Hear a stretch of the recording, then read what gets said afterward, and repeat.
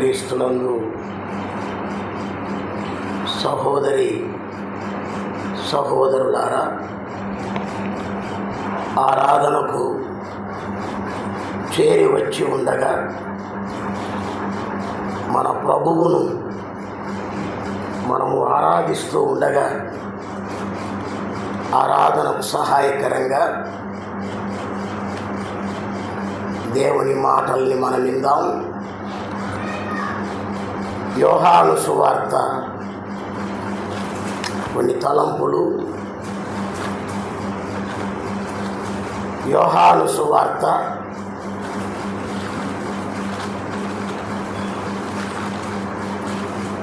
1వ అధ్యాయం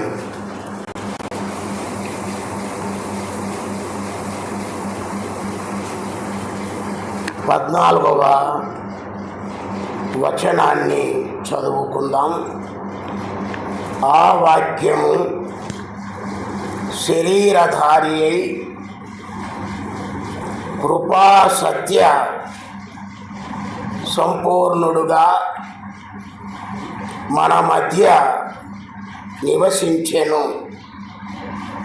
తండ్రి వలన కలిగిన అద్వితీయ కుమారుని మహిమ వలె మనము ఆయన మహిమను కనుగొంటిమి. ఈ 14వ వచనములో శరీరధారి అయిన యేసు ప్రభు. హెబ్రీలకు రాసిన పత్రిక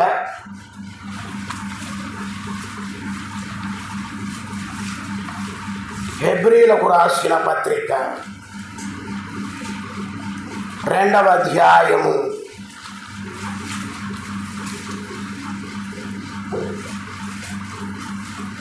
9వ వచనాన్ని చదువుకుందాం. దేవుని కృప వలన ఆయన ప్రతి మనుష్యుని కొరకు మరణము అనుభవించున్నట్లు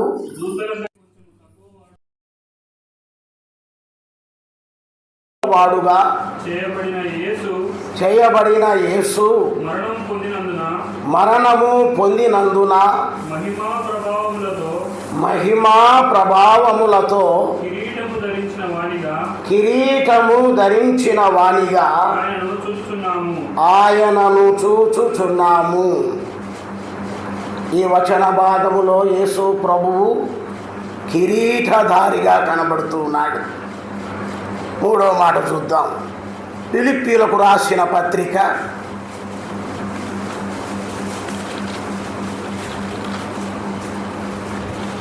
2వ అధ్యాయము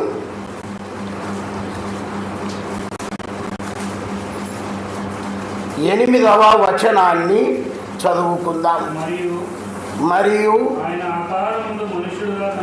ఆయన ఆకారమందు మనుష్యుడుగా కనబడి మరణము పొందునంతగా అనగా శిలువ మరణము పొందునంతగా విధేయత చూపిన వాడై తన్ను తాను తగ్గించుకొనెను. ఈ వచన భాగములో యేసు ప్రభువు శిలువధారిగా కనబడుతూ ఉన్నాడు. శరీరధారి, కిరీటధారి, శిలువధారి. ధారి అంటే ధరించుకొనుట. శరీరాన్ని ధరించాడు. ఆయన మహిమా ప్రభావములతో కిరీటమును ధరించాడు.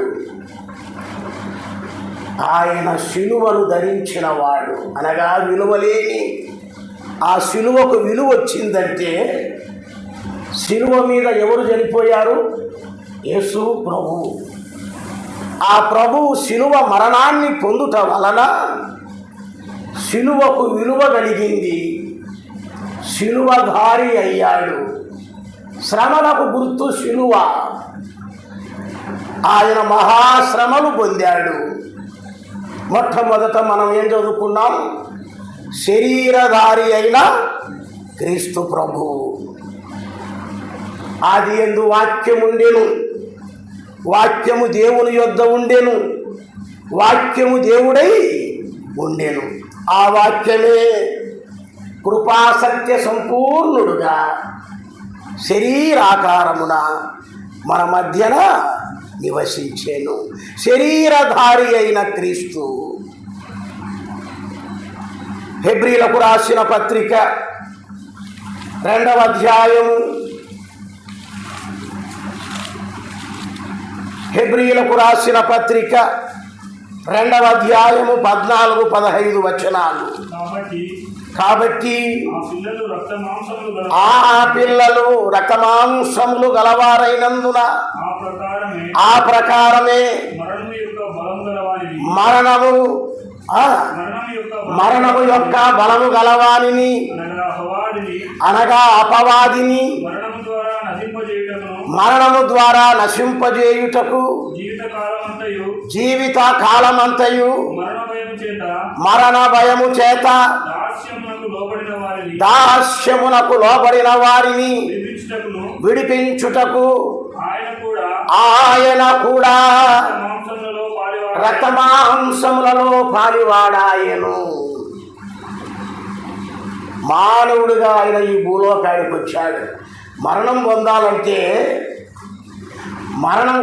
మీరు బాగా ఆలోచించండి. మరణము పొందాలంటే దేవుడు మరణించలేడు. దేవునికి మరణం అనేది లేదు, పుట్టుక అనేది లేదు. ఆయన ఆది అంతము లేని దేవుడు.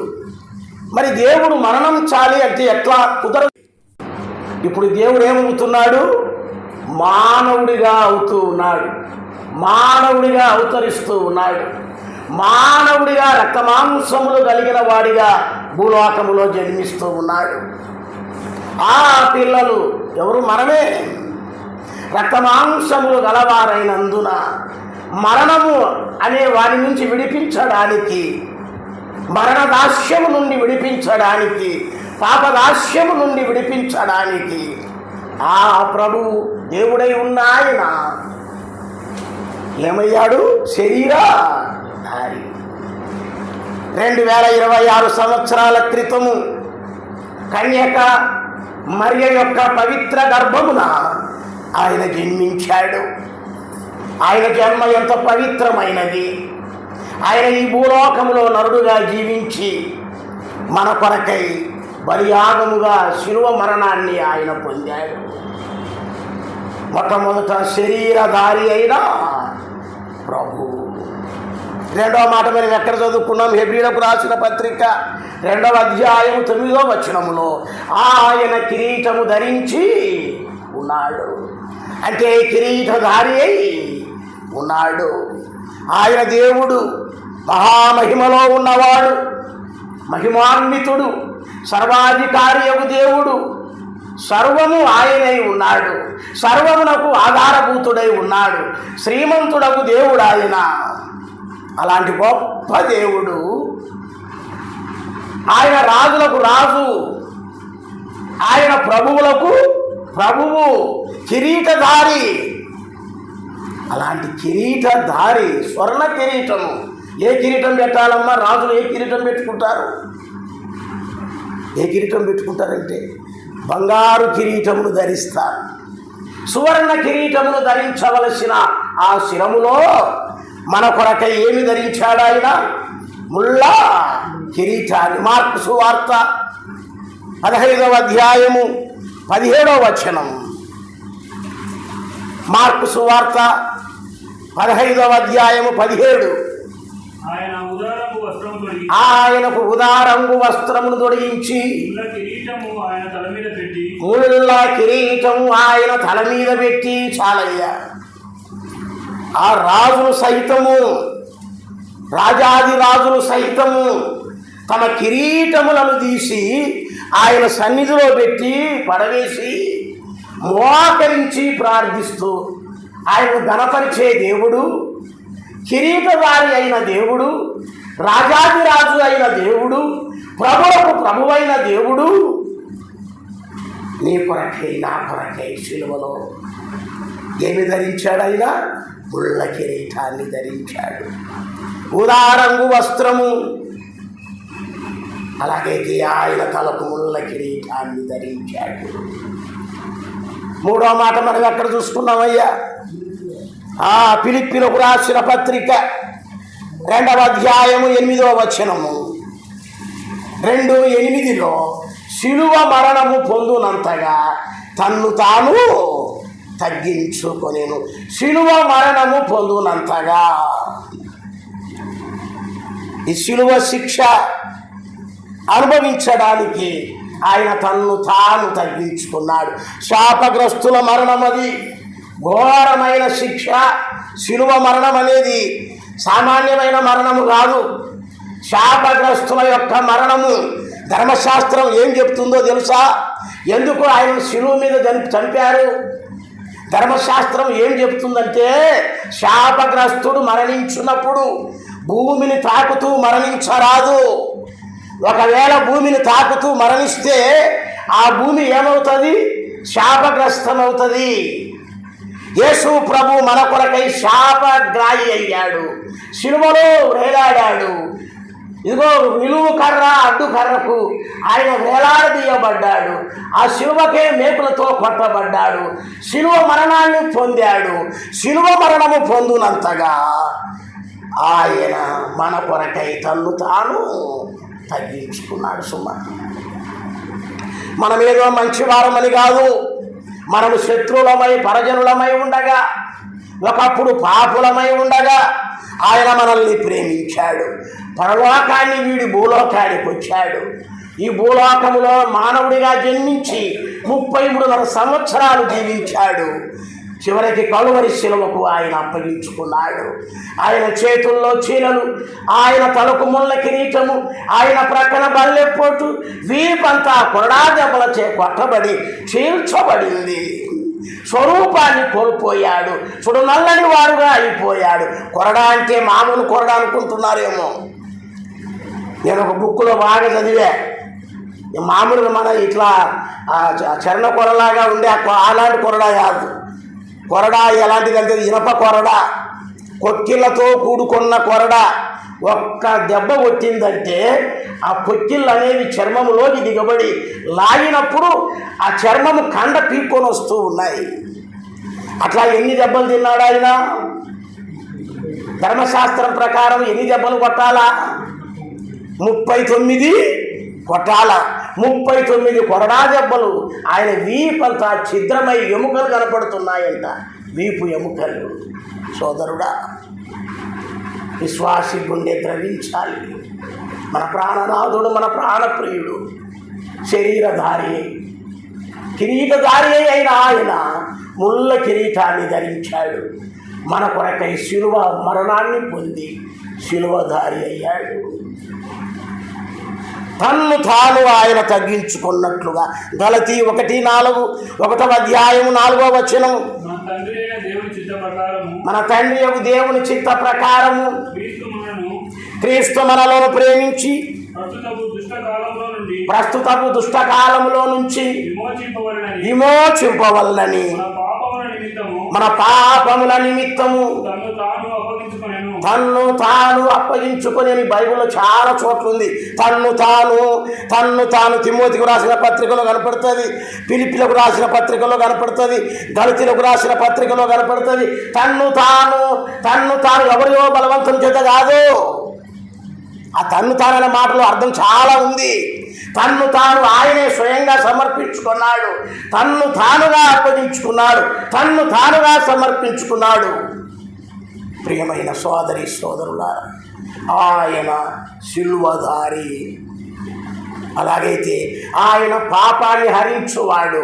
పాపహర, శిల్వధర, పాపహర, శాంతికర. శాంతికర అంటే అర్థం ఏంటి?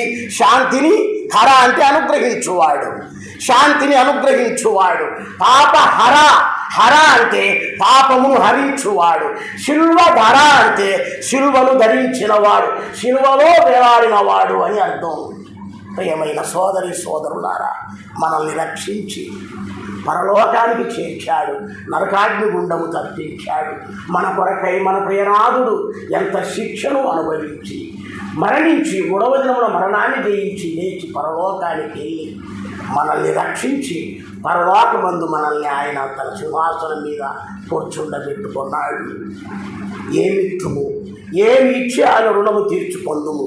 మన హృదయ అంతరంగములో నుంచి ఉబికి వస్తూ ఉన్న స్తుతులు స్తోత్రాలు జిహ్వా ఫలాలు ఆ ప్రభుకు సమర్పించి ఆయన ఆరాధించి మన ముందుకు సాగేవారిగా ఉందాం.